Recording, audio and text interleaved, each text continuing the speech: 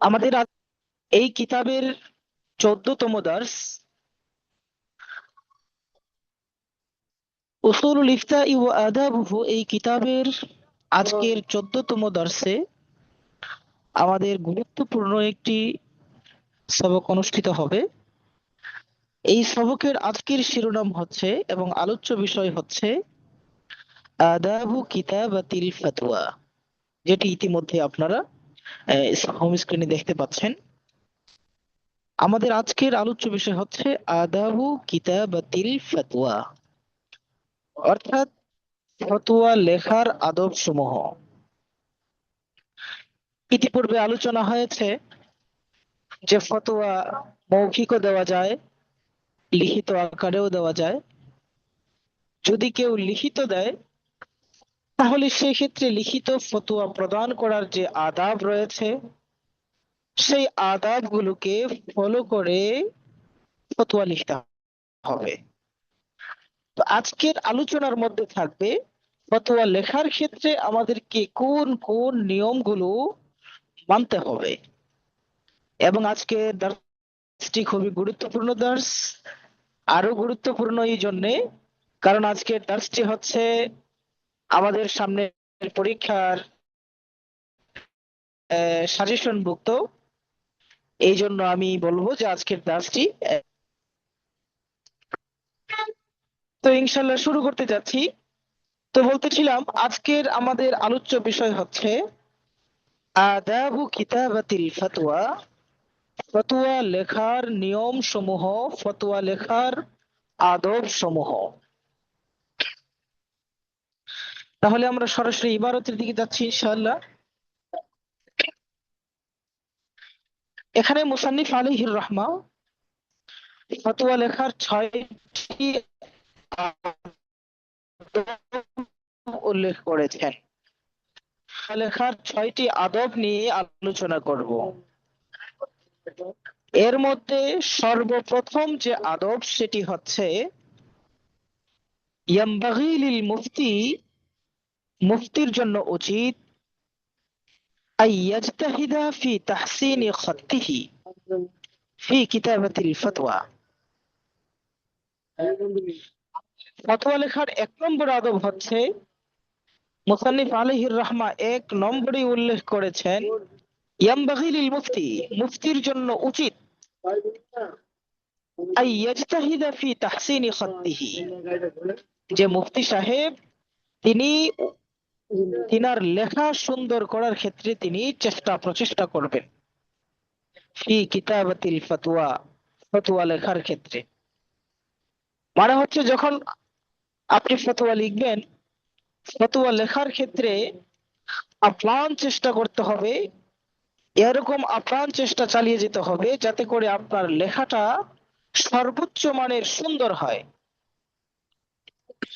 কারণ এক তো হচ্ছে মুফতির শান রয়েছে, এত বড় একজন মুফতি লেখা যদি হয় ক্লাস 1 কিংবা ক্লাস 2 এরকম বাচ্চাদের লেখার মতো, এটা যেরকম লজ্জাজনক, দ্বিতীয়ত হচ্ছে যিনি মুস্তাফতি প্রশ্নকারী ব্যক্তি, প্রশ্নকারী ব্যক্তিরও কিন্তু এখানে হক রয়েছে।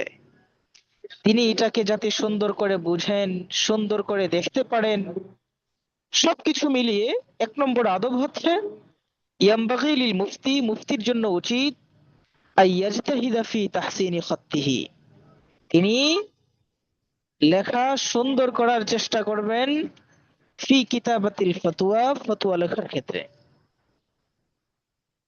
2 নম্বর আদব হচ্ছে ইয়ামবাগি আইয়াকতুয়াল জবাব, মুফতি সাহেবের জন্য উচিত যে তিনি প্রশ্নের উত্তরটাকে লিখবেন আলা নফসি কিরতাসিস সুআলি, স্বয়ং ওই প্রশ্নকারীর প্রশ্নের যে পৃষ্ঠাটা রয়েছে ওই পৃষ্ঠার মধ্যেই তিনি উত্তর লিখবেন।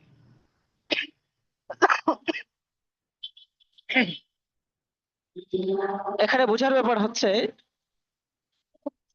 আপনি যখন লিখিত ফতোয়া দিবেন, তো লিখিত ফতোয়া দেওয়ার ক্ষেত্রে প্রশ্নকারী ব্যক্তি যদি নিজের প্রশ্নটাকে কোনো কাগজের মধ্যে লিখে নিয়ে আসে, তাহলে সেক্ষেত্রে আপনাকে লিখিত ফতোয়াটা, উত্তরটা ওই প্রশ্নকারীর প্রশ্নের কাগজের মধ্যে লিখে দিতে হবে।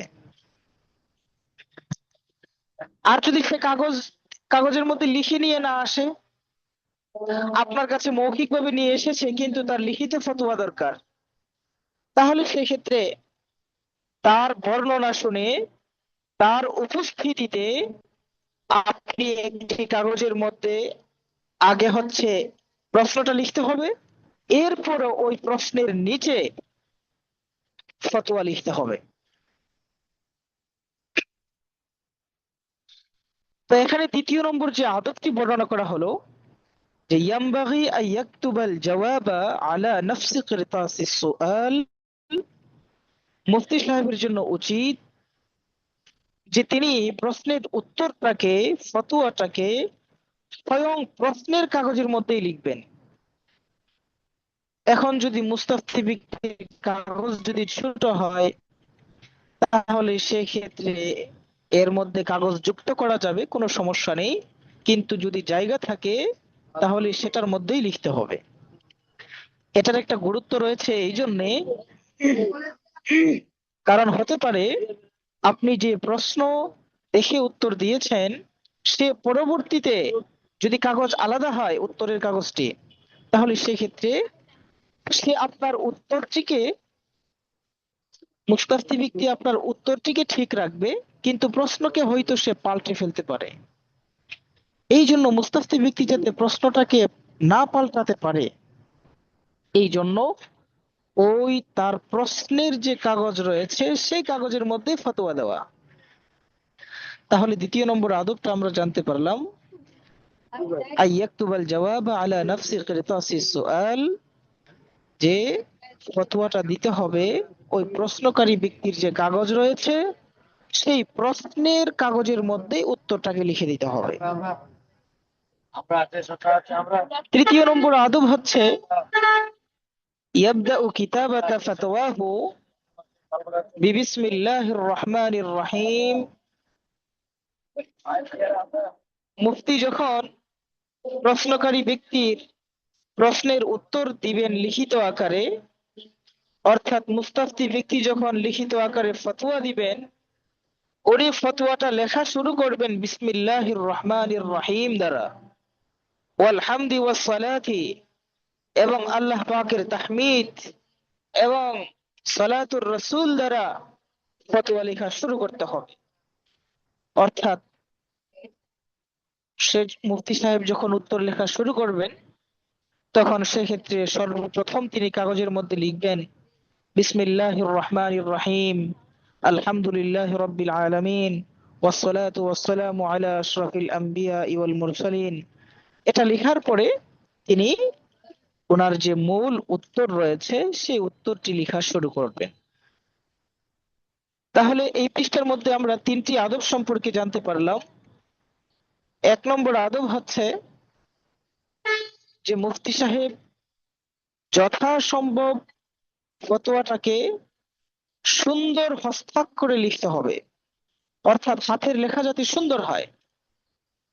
দ্বিতীয় নম্বর আদব হচ্ছে যে মুফতি সাহেব ওনার ফতোয়াটাকে প্রশ্নকারী ব্যক্তির কাগজের মধ্যেই লিখে দিবেন, যাতে করে একই পেজের মধ্যে, একই কাগজের মধ্যে প্রশ্ন এবং উত্তর উভয়টা থাকে। অন্যথায় অনেক ক্ষেত্রে অসাধু প্রশ্নকারী উত্তর ঠিক রেখে প্রশ্ন পাল্টে ফেলতে পারে।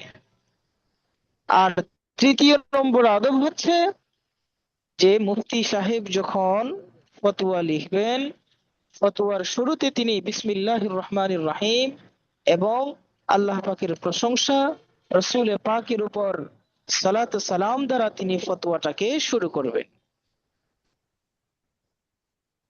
এখন হচ্ছে 4 নম্বর আদব। 4 নম্বর নিয়ম হচ্ছে বা 4 নম্বর আদব হচ্ছে ইয়ামবাগি আন তাকুনা আল কিতাবাতা, মুফতি সাহেবের জন্য উচিত যে তিনি ফতোয়াটাকে লিখবেন বিহাইসু, এমন ভাবে যে ইউমানু মাআহা আল ইলতিবাস, তিনি এমন ভাবে ফতোয়াটাকে লিখবেন যাতে করে ফতোয়াটা অন্য কোনো কিছুর সাথে ইলতিবাস না হয়, অন্য কোনো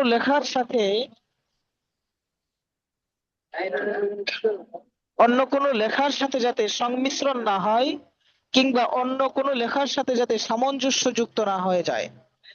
যেমন কোনো ব্যক্তি, আপনি যদি বাংলাতে ফতোয়া লিখেন, তাহলে সেক্ষেত্রে যদি এমন হয় আপনি লিখছেন ঠিক, কিন্তু টানা হাতের লেখার কারণে অক্ষর পরিবর্তন বোঝা যায়। যেমন কেউ লিখছে ম, কিন্তু এটা বোঝা যায় হচ্ছে অন্তস্থ জ।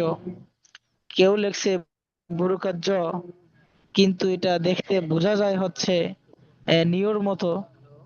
তো এরকম ইলতিবাস যাতে না হয়, তাহলে 4 নম্বর আদব হচ্ছে ইয়ামবাগি আন তাকুনাল কিতাবাতা, মুফতি সাহেবের জন্য উচিত যে ওনার লেখাটা হবে বেহাইসু, এমন, কেমন, ইউমানু মাআহা আল ইলতিবাস, যাতে করে ওনার লেখার সাথে অন্য কোনো কিছুর ইলতিবাস না থাকে। মানে হচ্ছে আপনি লিখছেন একটা, কিন্তু প্রশ্নকারী ব্যক্তি অন্য একটা পড়তে পারে, এরকম কোন সন্দেহপূর্ণ শব্দ কিংবা সামঞ্জস্যপূর্ণ শব্দ লেখা যাবে না। 5 নম্বর আদব হচ্ছে ইয়ামবাগি আন ইয়াকতুবা আকিবা 5 নম্বর আদব হচ্ছে ইয়ামবাগি আন ইয়াকতুবা আকিবা জাওয়াবাহু ওয়াল্লাহু আ'লাম আও নাহওয়াহু। মুফতি সাহেব যখন প্রশ্নের উত্তর লিখে দিবেন, ফতোয়া লিখে দিবেন, আন ইয়াকতুবা আকিবা জাওয়াবাহু, ওনার উত্তরের পরে, উত্তরের শেষে তিনি লিখবেন ওয়াল্লাহু আ'লাম, ওয়াল্লাহু আ'লাম লিখে দিতে হবে। আও নাহওয়াহু, অথবা ওয়াল্লাহু আ'লামের পরিবর্তে অন্য এই জাতীয় শব্দও লেখা যাবে। হ্যাঁ, আল্লাহু আলিমুন এরকমও লেখা যাবে। তাহলে 5 নম্বর আদবটা আমরা জানতে পারলাম যে 5 নম্বর আদব হচ্ছে মুফতি সাহেব যখন প্রশ্নের উত্তর লিখবেন, ফতোয়া লিখবেন, ফতোয়া লেখার পরে তিনি শেষে ওয়াল্লাহু আ'লাম লিখে দিবেন। 6 নম্বর, ইয়াকাউ ফি আখিরি জওয়াবিহি তাওকিআন মাফহুমান। 6 নম্বর নিয়ম হচ্ছে মুফতি সাহেব যখন ফতোয়া লিখবেন, ইয়াকাউ ফি আখিরি জওয়াবিহি তাওকিআন মাফহুমান, তিনি ওই উত্তরের শেষে স্বাক্ষর করবেন। ইয়াকাউ ফি আখিরি জওয়াবিহি, প্রশ্নের উত্তরের শেষে তিনি স্বাক্ষর করবেন, তাওকিআন মাফহুমান, সুস্পষ্ট স্বাক্ষর। অর্থাৎ এমন ভাবে স্বাক্ষর করতে হবে যে মুফতি হিসেবে আপনি যে উত্তরটি লিখেছেন এটা যাতে সুস্পষ্টভাবে বোঝা যায়। ওয়ায়াকতুবা ফি আখিরিহি তারিখাল কিতাবাতি, এবং ওই স্বাক্ষরের পরবর্তীতে লেখার তারিখ লিখতে হবে। আপনি এই ফতোয়াটি কত তারিখে লিখতেছেন, তো এই তারিখটাও স্বাক্ষরের নিচে লিখে দিতে হবে। তাহলে 6 নম্বর আদব হচ্ছে যে ফতোয়া লেখার পরে ফতোয়ার নিচ দিয়ে নিচের মুফতি সাহেবের স্বাক্ষর এবং তারিখ লিখে দিতে হবে। তাহলে আজকের আমাদের যে আলোচ্য বিষয় আদাবু কিতাবাতিল ফতোয়া, ফতোয়া লেখার নিয়ম সমূহ, এখানে 6টি নিয়ম উল্লেখ করা হয়েছে। 1 নম্বর নিয়ম হচ্ছে, আমি খোলাসা আকারে আবার বলে দিচ্ছি, 1 নম্বর নিয়ম হচ্ছে মুফতি সাহেব যথাসম্ভব সুন্দর করে লিখবেন, ফতোয়াটাকে সুন্দর করে লিখতে হবে। 2 নম্বর, মুফতি সাহেবের কাছে যেই প্রশ্নটা লিখিত আকারে নিয়ে আসবে, সেই প্রশ্নের কাগজের মধ্যেই মুফতি সাহেব উত্তরটাকে লিখে দিবেন। 3 নম্বর হচ্ছে মুফতি সাহেব ফতোয়া লেখার শুরুতে বিসমিল্লাহির রহমানির রহিম লিখবেন। এরপরে হচ্ছে আল্লাহ পাকের প্রশংসামূলক কোনো বাক্য এবং রসূলের উপর সালাতু সালামের কোনো বাক্য তিনি লিখবেন। আর চতুর্থ নম্বর হচ্ছে তিনি এমন কোনো শব্দ কিংবা এরকম কোনো বাক্য লিখবেন না, এমন কোনো শব্দ চয়ন করবেন না যেটার দ্বারা অন্য কোনো শব্দ, ভিন্ন কোনো বাক্য, ভিন্ন কোনো মফহুম প্রশ্নকারী বুঝে এরকম কোনো শব্দ চয়ন করা যাবে না।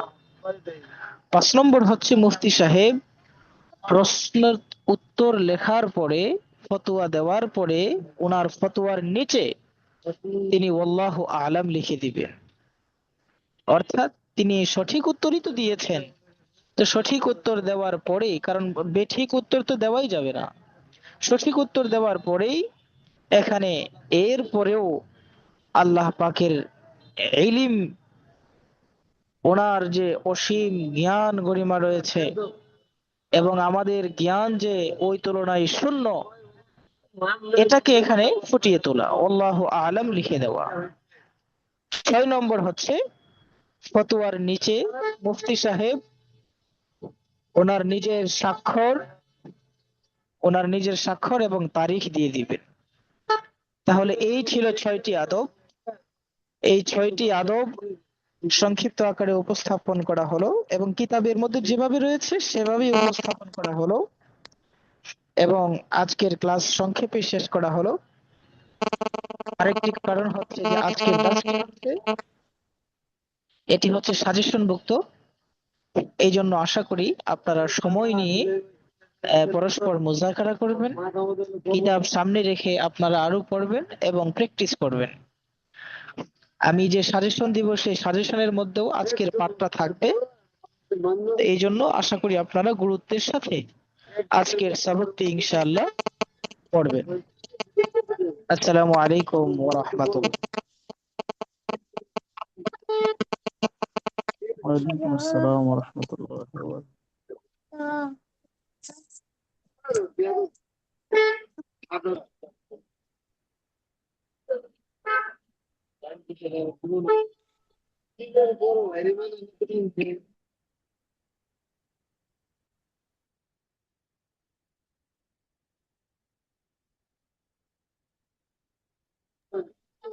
এই বিষয়ে আজকের দার্স বিষয়ে কারো কোনো প্রশ্ন আছে কিনা? প্রশ্ন থাকলে ইনশাআল্লাহ বলতে পারেন। জি না, আলহামদুলিল্লাহ।